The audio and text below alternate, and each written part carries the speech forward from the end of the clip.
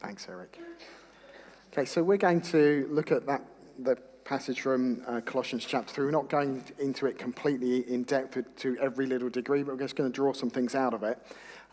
Today is week 3 of our Frontline Sunday series, where we've been focusing in on what it looks like, what life looks like between our gatherings here on a Sunday and the rest of our week. And we're thinking about how does our job and our hobbies and whatever else we do fit into God's plan in the world. Because sometimes I think this is an area which we as Christians can struggle. We don't always see where what we do right between the various Sundays fits into God's plan. We don't see how it can always be used by him to draw people into his kingdom. We don't even see at times how it is a blessing to the world around us. These weeks are all about getting us to look beyond that and to see that God can use us wherever we go, whatever we do. And so just by way of recap, because recaps are good for me, here are the things that we looked at over the last couple of weeks. So in week 1, when we were thinking about how Christians make all the difference in the world, we were in the book of 1 Peter and just a couple of verses there. And in that bit of the Bible, we are told that Christians have been chosen by God. They're to be a blessing to the world. They have been set apart for his purposes, so he's got something for us to do, and we're called to be obedient to what he calls us to do, all while living in a world where we don't quite fit in, where our values don't mesh with the values of the prevailing culture. And what we saw that week is that we're not to merge into the world during the week so that we're utterly indistinguishable from everyone around us, nor are we to retreat into a Christian silo where all we do is Christian stuff and we don't get out there and mingle with people at all. As Christians, we have to walk a really tricky line of seeking to be a blessing to the world, trying to make the places that we work and live and eat and drink flourish in every conceivable way, even if we are misunderstood while we do it. That was week 1. Last week, we thought about how God uses unlikely people in unlikely places. So, like Jacob in the Old Testament, when he was traveling through a place which he considered to be a nowhere, somewhere of absolutely no consequence. It wasn't where he'd been, it wasn't where he was going, it was just somewhere he was passing through. God was active there in ways that he couldn't even dare to imagine. That was to get us to think that where we go, each and every single day, whether it's the schoolyard, whether it's our workplace, it's not a place where God is dormant, but he may be doing far more than we could ever imagine. And today is where we look at perhaps where we struggle to see where God is at work. And it's in what we do during the week. It might be that we sometimes think, yeah, I can see how pastors make a difference for God. I can see how people in the medical profession make a difference for God, or teachers or charity workers. But what about what I do? What about what I do? How does that make a difference? If you were sitting working on spreadsheets all week long, or calling a client, or working with your hands on your own, how is God at work then through you? How is he using you to be a blessing to the world around us? That's where we can really struggle to see how what we've been looking at the last couple of weeks actually connects with our world. And this is where the reading that we had kicks in. Because what I'd like us to do is to look at 2 statements that are in it. And they both begin with the word whatever. Whatever. And they're talking to Christians about how they work and how they live and how they are to be. So the first one is in verse 17. It simply says this: and whatever you do, whether in word or deed, do it all in the name of the Lord Jesus, giving thanks to God the Father through him. That was, for the people who received this letter, a clear reminder that we belong to God and we have a calling on our lives, and we are supposed to seek to represent God in the world where he's placed us. We're his representatives going out into the world. And if you were to just glance up to verse 12. It really mirrors what we saw in the book of 1 Peter, where we're told we're chosen people, that we're holy and we're dearly loved. It's again reminding us we've got a purpose in the world where God has placed us. How we behave, how we work, how we play, whatever we do, we should do it to the best of our ability to make Jesus attractive. That's what that verse is saying. We should try to do everything we can as well as we can because it honors God and it blesses people. It's what we're called to do. So how you work, how you pick up the phone, how you drive, are all things that can be used to show Jesus to the world. And then there is the second whatever, down in verse 23. Whatever you do, work at it with all your heart as working for the Lord, not for human masters, since you know you will receive an inheritance from the Lord as a reward. And whilst there's some stuff that we're going to need to unpack in that verse, because it was written to slaves at the time, at this point, we just need to take something on board. Whatever we're doing, we're told by God, we're supposed to do it with all our heart, with all our effort, with everything we can muster, as if you are doing it not for your boss, not for your family or your workplace, but as a service to God. Whatever you do, you're supposed to do it as if you're doing it for God. If nothing else sticks today, just remember those two whatevers. Whatever you do, wherever you are, you're a representative of Jesus. And whatever you do, wherever you are, do things for God to the best of your ability to honor him. And that can be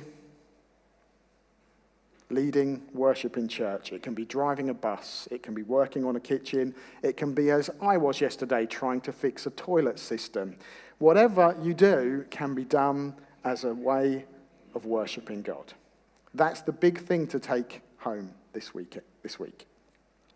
Now, to drive this home a little bit, we need to get into the passage itself.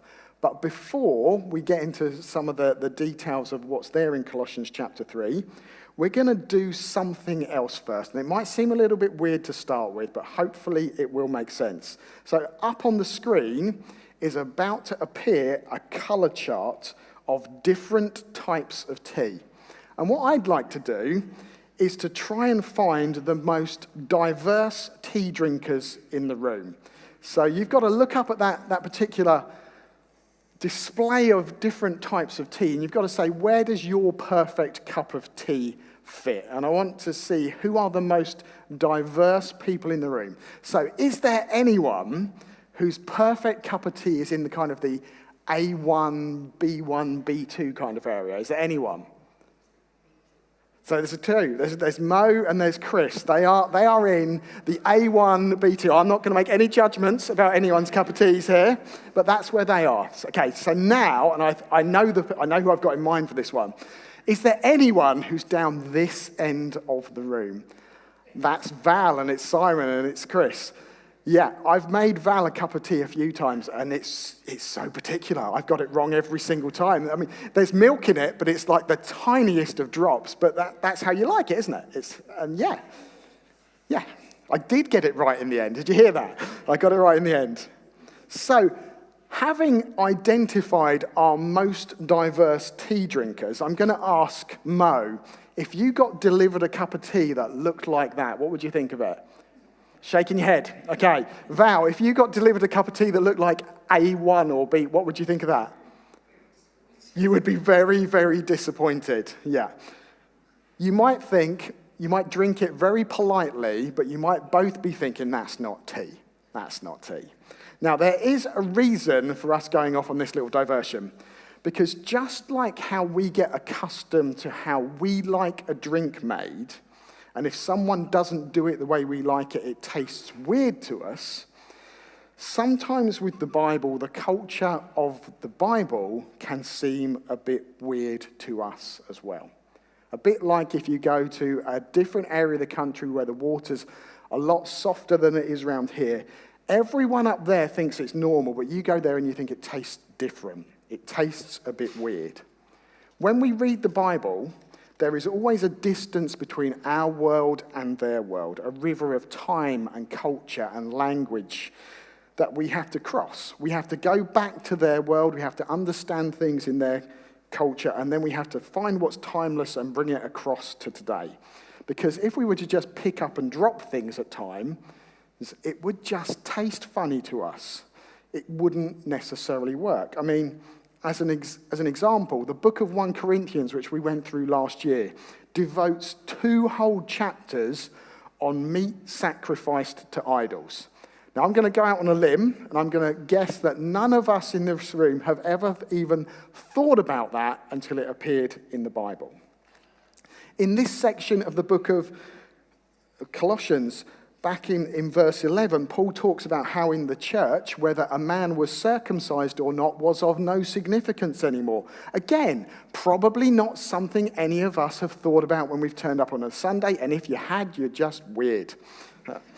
So when we get down to verses 18 to 22, where it talks about wives and husbands and children and fathers and slaves, what might be helpful for us is to have a little tour of their world before we even think about applying it to marriage and employment and so on, because it might be that their world tastes a little bit different to ours. So, first century Roman society, how did things work? How did it work?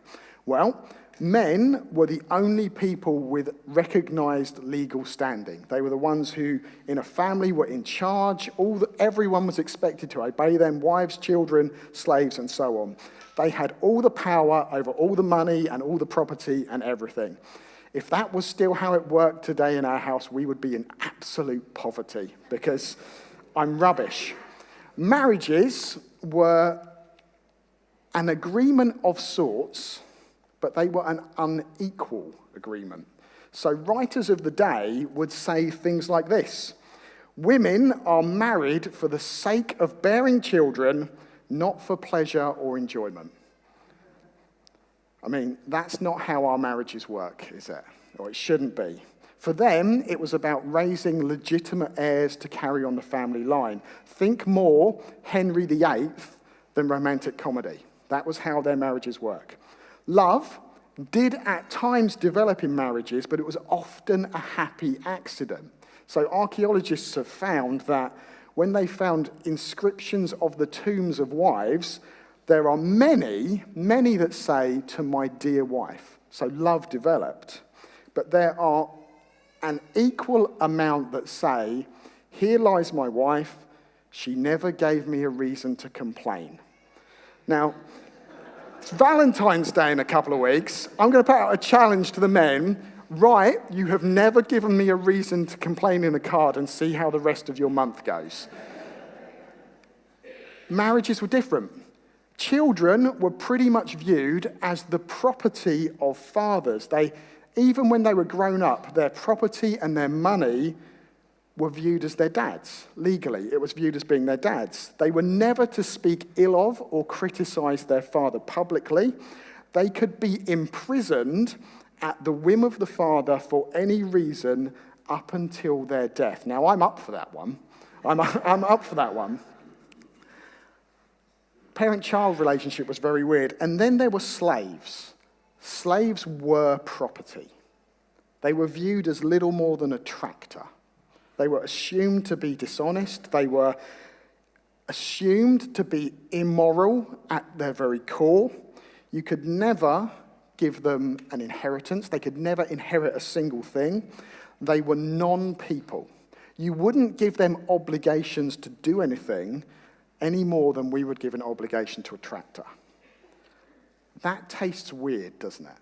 If that's how their world worked, it tastes weird to us. And so as we look at how Paul talks about how Christians were to shape their lives, about their work and their family and so on, what we really need to see is just how radical he was. He didn't turn over their culture, but he did say, within this culture, your heart needs to be radically different. You could argue he planted the seeds of transformation for slaves in there, But as we look at what he says, we need to look at what he's saying to the people who would have heard it. We're going to do that later on when we look at those various relationships. But having that in mind, go back up to verse 12 to 16. Our first whatever you do, which says this. This is the one where how we represent Christ in the world. It says, as God's chosen people, clothe yourselves with compassion, kindness, humility, gentleness, and patience. Bear with one another, forgive one another, put on love, binding it all together. We could delve into each one of those words and unpick them apart. But I think what we need to do for this, what we're doing today, is just look at the first couple of things. Clothe yourselves. Clothe yourselves. Since becoming the sole pastor here at Hadley Baptist Church, one of the things I've realised to an even greater extent than I knew it before was this. One of my biggest weaknesses is organisation. You've probably not noticed this at all. But there are certain things I'm good at and there are certain things I'm not. And I've tried to read a few things on what's going to help me become more organised. So one is having a launch pad by the door as you leave, where you put your keys and your phone and your glasses and your pens and so on. Doesn't work particularly well, but I remember my glasses more often than not. Another thing which is supposed to help you to be organised is to plan your clothing for the next day. Now, this one I have never put into practice, as you can see, but I can see the benefits of doing it. To have everything prepared and laid out the night before, rather than panicking and throwing things together and trying to find socks and then thinking, oh, I haven't ironed a shirt and all of that sort of stuff, makes sense. If I did it, life would be easier. I'd be more prepared for the day. It would be like I've prepared my uniform for the next day. It would be a deliberate decision as to what I'm going to wear. In this, whatever you do, wherever you go, we're being told right before we get to it is this. If we're going to be God's people in his world, we need to decide in advance how we're going to be before we step out the front door. In our character, as we get up, we need to be thinking, I'm going to go into this day clothed in compassion and kindness and humility and gentleness and patience. And that if we do that, we might be walking down the street on the way to church and talk to a person who's lost his wife of 67 years. If we haven't clothed ourselves like that, we might just walk straight past them. Who knows where that conversation will have led today?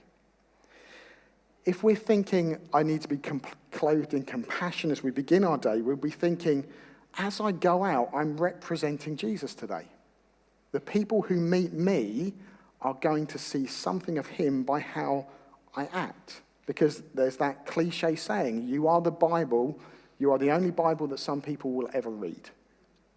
How you are dressed in terms of your character is really, really important. It's a bit of a game changer, isn't it? To deliberately decide before you get to work how you're going to be, how you're going to act. Because you're not trying to dredge up kindness. You're driving into work thinking, I'm going to be kind today. I'm going to be compassionate. I'm going to be patient. And as you do that, something else will naturally happen as well. You'll have to reflect on why. Because there are some days when some of us wake up and we're not always in the best of moods. There's morning people and then there's normal people. And us normal people wake up and we're not always in the best of moods. You can't just force yourself to be compassionate and kind. You have to see why. And you have to reflect on how, as a Christian, you are God's chosen people. You're holy and you're dearly loved. You are to be kind because God has been kind to you. God has been so kind to you that he sent his son to die for you. That as a person, Jesus would give himself up for you. Our kindness flows from his kindness. Our compassion flows from his compassion.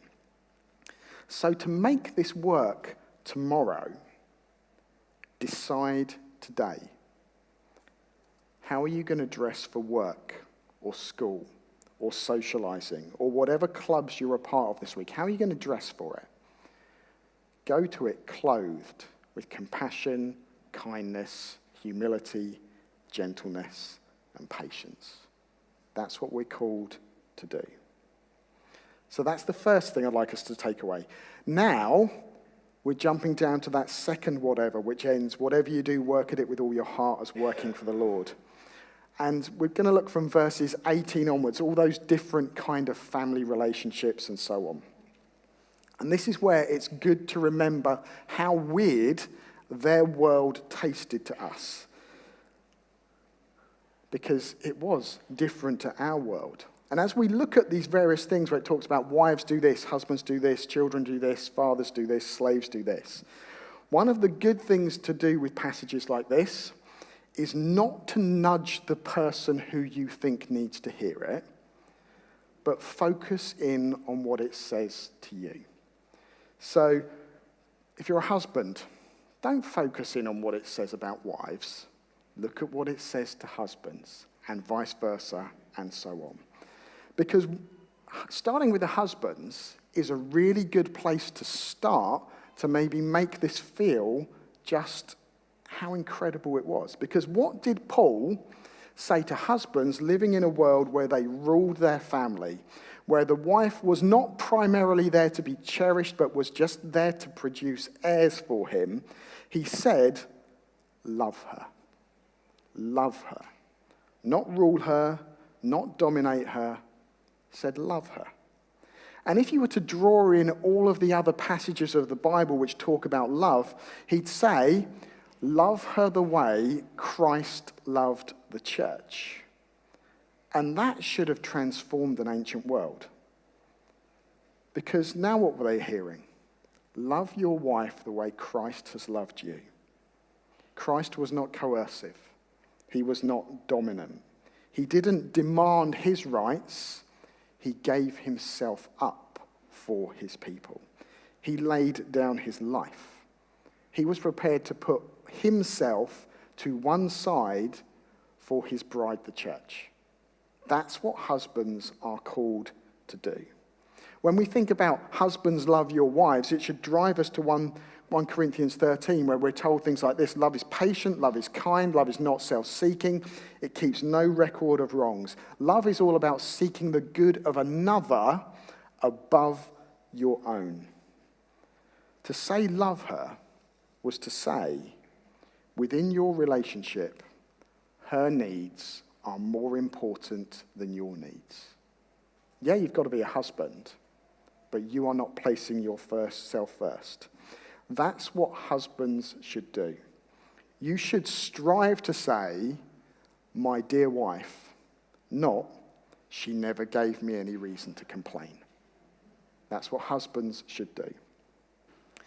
And that helps put into perspective the command to submit to wives, because in a world where men ruled and men could be self-seeking, how would women be tempted to subvert that? They would resist. They would become hard to the other person. Submit was the other side of the love coin. He is to love you and put you first, and you put him first. It was the same thing being said to both. She's not told to obey him and do everything he says. She's told to submit to him. Put him first. And I think there's even an implicit thing in this. You don't have to submit to someone who's abusive. That would just be dumb. God would never say something like that. Wives were to put their husbands first. Husbands were to put their wives first. It's how it was supposed to work. Children were told to obey their parents, but at the same time, parents were told, don't break your children. Don't grind them into the dirt. Don't dominate them. Love them. That's what parents were told. And then slaves come. And this is perhaps the most amazing part of this passage. Because what Paul says about what Jesus has done and how it works changes their world completely. Slaves were people, as you remember, who were viewed as little more than machinery. They had minimal rights. They expected harsh treatment. They didn't expect anyone to give them a role that they were supposed to fulfill. What does Paul say to them? Slaves, obey your masters.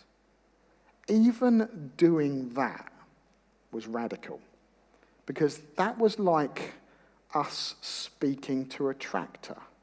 It was like us telling our hammer, well done, and tucking it into bed at night. After I finished not quite fixing a toilet cistern yesterday, it would be like me praising my spanner and saying, what a good job, spanner, what a good job. It was an incredible thing for him to do that. And look at what it also says. Remember, slaves were people who had no hope of ever inheriting anything. It said, work for your masters as if you're working for the Lord, because you are going to receive an inheritance one day. God's going to reward you for how you work. Just think what a difference that made to them.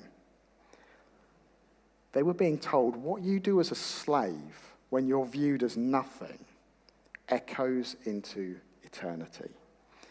Whether you were doing something menial like cleaning a floor or working in a field or whatever, it could be done for God and God valued it.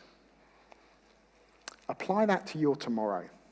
If that's how it worked for a slave, it works exactly the same way for you. Your tomorrow counts to him. It counts. How you do what you do in your workplace or in your retirement or chatting to a neighbour over the bin counts to him. It's valued. If someone who was nothing in their world could be told what you do matters to God, your work matters. Whatever it is you're doing, it matters to him. A couple of weeks ago, we looked briefly at a poem, which I've always taken when I've heard it as being just a little bit depressing, where someone says, only one life, 'twill soon be past, it's only what's done for Christ that will last. What slaves did, according to this verse, lasted. What you do lasts. It matters. It counts to God. Your work has value which lasts into eternity.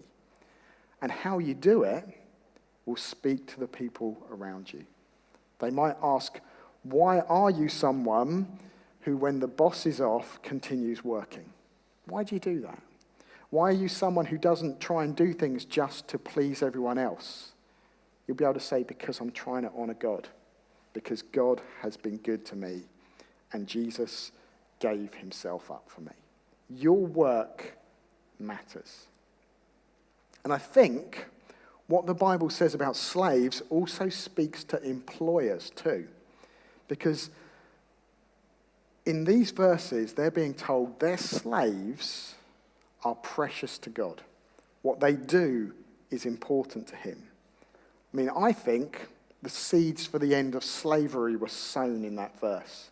Because how can you view someone as nothing if God is saying what they do echoes into eternity? You can't view a person like a tractor. You can't view people who Christ died for as commodities. And I think that speaks to people who are bosses. If you're a boss, people are not a means to an end. They're not a means to an end. How you treat them has value to God as well. They're not just there to serve your company or serve your team. Something for you to think about. So how you go into tomorrow, I want to encourage you, take those things with you. Whatever you do tomorrow, you're representing Jesus. That's a good thing to know. You're representing him. Whatever you do tomorrow can be done for him. And he'll see it. Think about how you're going to dress tomorrow. Are you going clothed with compassion, Or are you going clothed in bad mood that you threw on when you just woke up? How are you going to be as a family member tomorrow? How are you going to be as a husband or a wife or a child? Because everything counts. God values it all. God values it. Your tomorrow matters. Whatever you do, do it with all your heart, as if working for the Lord. We're going to watch a video now. It's just one which comes with this series. And as you look at these people on the screen going through their day, think about your day and how God might use you.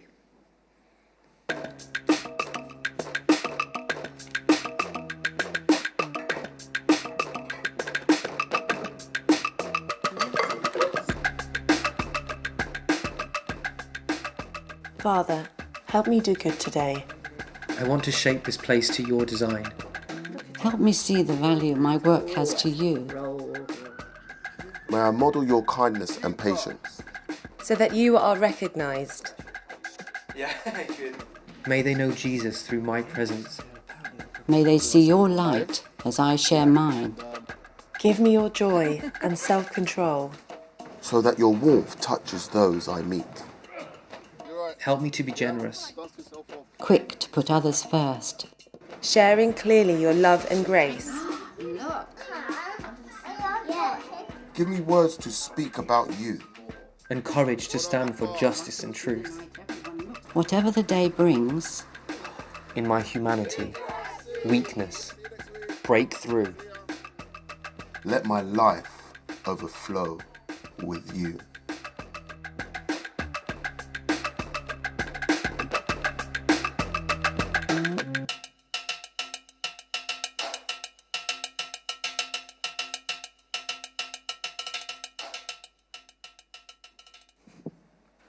Now, as I watch that, apart from thinking that plumber guy would have been quite useful yesterday,